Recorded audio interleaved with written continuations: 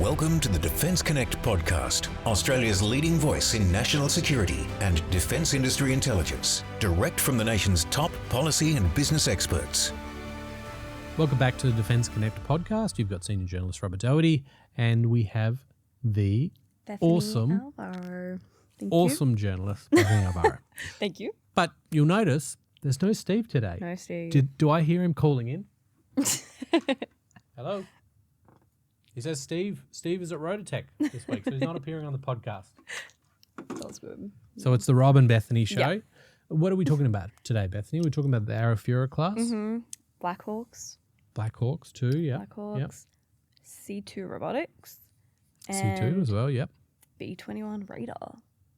B-21 Radar. Big week. A lot to get into.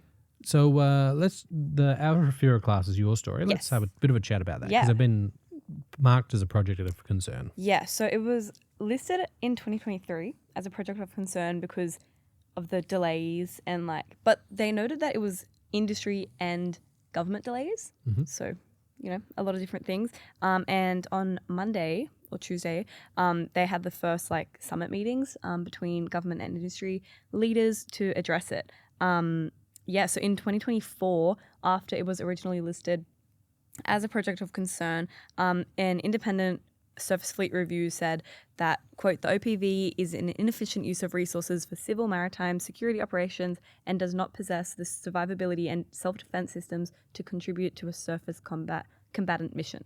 So they weren't very happy with it. Now they're in Canberra talking about it, hopefully getting a move on. It's already been cut down from 12 to 6 vessels. Yep. So this has been a bit of an ongoing concern as well with Navy.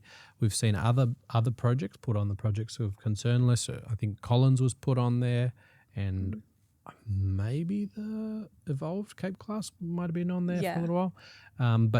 But I do know that with the Evolved Cape Class, there were issues with self-defense. They were talking about what armament's going on there. Obviously, this is still something that is affecting, that naval space, and it's becoming a bit of a common thread across there. So, it's interesting. That'll be one to watch. I wonder why it's just Navy that seems to get these issues. I do What know do you that think? some of those bigger projects like Hunter Class and things like that, there's certainly concerns around cost blowouts and time blowouts, but you've got to remember these are big projects. This is multiple warships being constructed. Yeah. So small changes or issues can become pretty lengthy Whole things, issues. yeah. Wow. What about those Blackhawks? So those are UH-60Ms. Mm-hmm. They're the new ones. They're replacing have replaced the Taipans, which have been put into retirement. Yeah. So they came out for training exercises in Townsville for the second time in more than a decade. So it's quite a, big milestone. Yeah. So they came out with for training. They're just doing initial training first, seeing how it works, seeing all the safety stuff. Then over the year they're gonna go into more in-depth missions training with them. Mm-hmm. They're using it. Well, this was the first time a lot of the soldiers in the regiment got to use them. So they noted that it was very, it's exciting. The Blackhawks are a lot they're for air assault, not for surveillance sort of things. Yes, yeah. So it's completely a different thing. I wonder as well, a lot of the soldiers probably had some experience with the US Army using UH-60M Blackhawks. Yeah. Because they've used those in Afghanistan and things throughout different missions. So there's probably there could be soldiers here that are already familiar with that aircraft. Yeah. Just not in Australia. Yeah. Interesting. What do you think that, they're obviously used for different things. What do you think they'll be training for? I'd say these ones are general use, so they're sort of replacing the Taipan in that regard, troop transport and, extraction, maybe a bit of medevac and things like that. But I have seen that there's different versions. So there is a DAP Blackhawk version, which is, I think, is more armoured and maybe a bit more armed for sort of targeted strikes. Yeah. And I'm pretty sure they maybe use them. The US has used them on the Bin Laden raid most recently. Wow. Yeah. Certainly there's some speculation out of Venezuela when the US was in there that there's some sort of sonic weapon that was able to be mounted onto Blackhawks. and used against Venezuelan troops. Hey, AUKUS is there. Let's get a couple of those sonic weapons. I reckon bring it on. On top of Black Hawks, you can put them on those? Yeah, it's power plant, so I'm assuming there's a pylon there you could stick it on or That's scary. I mean, it's a new idea, but it's something that the world's sort of moving towards. Yeah. Yeah. Wow. That is really freaky, sonic weapons. Yeah. I know that previously we've talked about them being used in some countries have used them against protesters. Yeah. But it's never really been a military option that I know of in the Western world. It seems a bit Yeah. could cross the line into a bit inhumane. I mean, it's I think any weapon is technically inhumane, but like it seems a bit, I'm not sure what the word is, but very, I don't know, it just seems a bit different. Yeah. Because it's like more mind, like mental. Yeah. I mean, do we draw the same line? I mean, an equivalent would be the sonic weapon is basically incapacitating someone. Yeah. Non-lethally. So do we think the same thing about pepper spray or tasers? Because that's essentially the same thing. You're still incapacitating them, but you're not killing them. But that's physical, not mental. I feel like when it gets into like the mind, I think it's a whole separate thing. Do you think, or not really? Mentally, I'd say the sonic weapons are probably affecting people's inner ear and stuff like that. They're affecting balance and that sort of thing. I think this is going to become a thing no matter what. Most of the world is already, well, not most, but at least some of the world is exploring it. Certainly, I think there's pretty good evidence that countries are using them already. Yeah. Kind of with the program, or you're not at this point. Yeah. Do we have any? I wouldn't have thought Australia has any. No.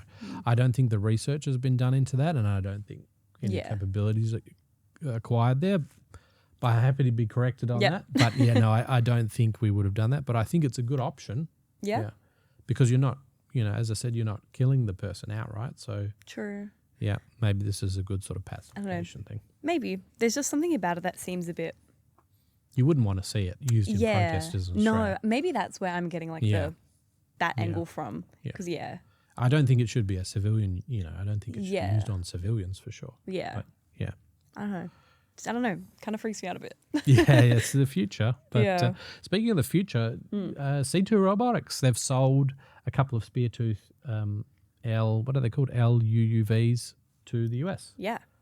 So we saw these at Indopac. I don't know if you remember this. I don't remember. It was like my second week on the job, and I was just like, it was whoa. Early. So there was a Speartooth large underwater service underwater vehicle, undersea vehicle, and I remember at Indopac that had a bit of a almost like a door on the top with a drone sort of being projected out the top. That's cool. You could send a drone into the air. Yeah. For recon. They've got here that it's reconnaissance. The actual Speartooth is for reconnaissance, intelligence, surveillance, and I noted strike missions there, which wasn't. I'm pretty sure that wasn't discussed in Indopac. So that's new. Yeah. Yeah. Wow. Yeah. This is a good story, though. I think for the industry, the fact that it's they're being made in Australia and sold somewhere else. Yeah. Really good news. Yeah. I wonder how that like physically like the engineering of like opening up and like sending it out, how that would work. It'd have to be watertight, wouldn't it? Do you think? Yeah, it definitely would be. Yeah, true. Actually, if it's undersea, I don't think it would be recoverable. I think at that point you kind of just send the drone out and it's on its way. Yeah. I don't think you bring it back in. That sounds a bit. I wonder if there's more like sustainable ways to do that then. Like it's obviously a cool thing, but you could have the good old periscope. The just like shoot periscope. It up. Yeah. I don't know. Yeah, I feel like there probably are. I think that's actually kind of an untapped thing in like defense industry. I don't think people talk about the sustainability of it very often. Yeah. About how much these things need to be made. Yeah, but how much material and emissions and stuff and like wasted materials are going into this as well. But it's interesting. It's definitely something that I think is talked about in the wider industry, in terms of manufacturing. There's something there, but defence has always maybe had a little bit of disposability for some of its assets. I wonder if that will be something that like people talk about more in the future, sustainability in defence. Because I know it's happening a lot in aviation. They're talking more about, sustainable fuel and like that sort of thing, and just like making aviation industry more just sustainable in general. Yeah. But I wonder if that's going to like cross over. I know that the Australian Army's sort of had a look at biodiesel on some of its platforms. So there's that level of sustainability. But if you're talking about platforms, I think globally we're actually going the other way. Really? In terms of, there are certainly companies out there that are looking at uncrewed aircraft as being a disposable asset, as in you send it up, it does its job, and if it gets hit by a missile, it gets hit. That's fine. Yeah. And we're sort of leaning more to that level. Interesting. When you look at drone swarms and stuff, they're not meant to be recoverable. They're kind of just like if they hit the target and explode, that's a good thing. No, I haven't thought about the sustainability of it. It's kind of, I don't know. So I guess you would be thinking about, hey, what happens if, these things kind of just clog up the oceans a bit. Yeah. If they're just sitting around. Like, I don't know, that can't be a good thing. I wonder if. So an interesting thought, and I think there's a parallel there between the talk of space debris. Yeah. Where you have all these satellites that are defunct, that have run out of batteries and they're stuff. just out there. And they just go around hitting other things. Who knows what it's doing to space? That's a whole separate thing. Yeah. Space is interesting. Can you imagine if the world's oceans were like that, clogged with dead weapons? drones? Drones, yeah. Well, this one does look like it's pretty recoverable, though. Yeah. I think it's pretty sizable, and it looks like it's sort of mostly recoverable. Interesting question, though. We should put that speaking of like space satellites and stuff, the laser communications, that I wonder if that would be, what's the word? Like, not sustainable, but if there's any like physical thing from that. Because with laser communications, it's like a straight, like actual laser, not like radio. So there might be not as much, I don't know. Does a laser have any? You still need a satellite up there to bounce it. Yeah. Yeah. So I think you've still got the same debris problem. I know there's sort of efforts being made to get kind of repair satellites up, where they can sort of unscrew batteries, put on new batteries onto older satellites and stuff. I wonder how much that would cost. It's expensive. Yeah. But the alternative is you just have a ring of space junk and it just keeps hitting stuff, And this stuff is traveling incredibly fast. Whatever, even a nut or, a bolt or something traveling incredibly fast hits a solar panel. It's very expensive. So yeah, that's wow. Well, we're going into Space Connect domain. Yeah. I think. Yeah. Back on planet Earth in the air, Senator James Paterson put forward that they want to look at B-21s as an option. So what's the go with that? So B-21s are the latest. Listeners would know they're the latest bomber variant that the US has come up with, used extensively, I think, in Iran on the strikes there, certainly on nuclear enrichment facilities there. They had a couple of strikes there. The older version, the B-2 Spirit bomber, is sort of getting a bit older, so B-21's replacing them, and has a long-range strike, very stealthy. Yeah. Stealth is all the way. And James Paterson is saying maybe Australia should look at that as a backup to AUKUS or as to complement AUKUS. Interesting. Do you think that is likely, or? I don't think it's likely because I think it's certainly that's an expensive endeavour to go on. That's almost like another AUKUS, I think. Yeah, it sounds like it would be. You'd have to put a lot of money aside to go after that.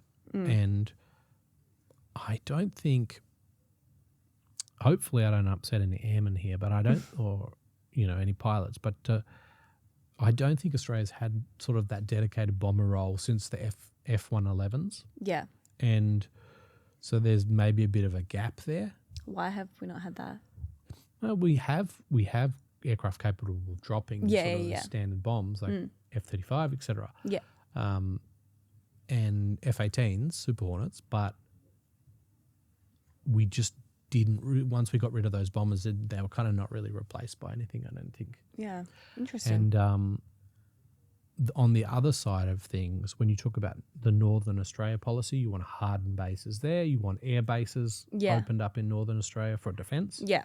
Actually, B-21 Raiders operating out of Northern Australia gives you a lot of range. And so I think, it's a good idea. Can it be costed well? That's a problem. Yeah. Is there the political will to cost it? That's an even bigger problem. So. Would it be agreed on, do you think? Would it be agreed across the board? Or publicly? How do you think that would go? Publicly, it's a more US central move. So whoever's announcing it, say it's the Labor government, they would be like, oh, we're moving, more towards the US. I think at the moment, that doesn't seem. Most of the public is looking at their own wallets and saying, struggling. Yeah. For you then announce a B-21 Raider plan, it would not go well, I think, politically. Yeah. Even though perhaps it's the right thing to do. Yeah. Or even aligning more with the US and creating more partnerships with them. I don't think that would We're already be so the best. aligned with them through AUKUS. Yeah, well, I don't think right now, let's say it happened tomorrow, I don't think that would go down well. The state of the US and people aren't. Right. The US politicals. The political side of it, I don't think that would be agreed on very well. Because, AUKUS isn't the most loved thing publicly. Certainly. It's getting a lot more criticism because people are feeling it. Yeah. It'd be interesting to see maybe down the line when the B-21s are not quite as new, if that's an option, or even B-2 Spirit, bombers, are they an option? Because that's what's being replaced. So assumably there's going to be a few of those available potentially. Parts and stuff potentially might be available. Is that a better secondary option? Yeah. Wow. Yeah. There you go. Yeah. And this would be like the Elon Musk opinion. Do you just get rid of your bombers altogether, your manned bombers, and just have unmanned fighter jets that drop bombs, basically? And we're getting back to that attritable asset where you just send it and it completes its bombing run, and if it makes it back, that's great. But if it doesn't, no big loss. It's like that scene in Interstellar. Have you seen Interstellar? I have. I don't remember it being. When it starts, I don't think it's like a bomber or anything. It starts, they're following an old drone thing that has been uncrewed. It's just been floating around for years, and it's kind of irrelevant. They just follow it. Yeah. They just follow it, and then they get the parts from it. Yeah. They scavenge a few parts. Yeah. Well, maybe it'd be like that. It's like Interstellar in real life. Yeah. And then maybe we'll send people to space, to another planet. I love Interstellar. I love Interstellar. This needs to be a space podcast. Yeah. Space podcast. But that would be cool. Yeah. I would listen to that. That's pretty much all we've got time for this week. And into the next week, we'll be looking at. We're expecting a budget next week on Tuesday, the 12th. It's going to be another big week. Yeah. We'll see how that goes. Yeah. Interesting. We'll be busy writing. We'll be like. Yeah. I want to see how different. Because this is my first time, working in journalism when a budget comes out, which is very exciting.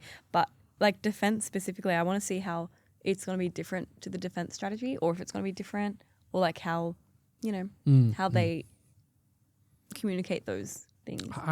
The way that I think about the budget is always it's an 80-20 rule.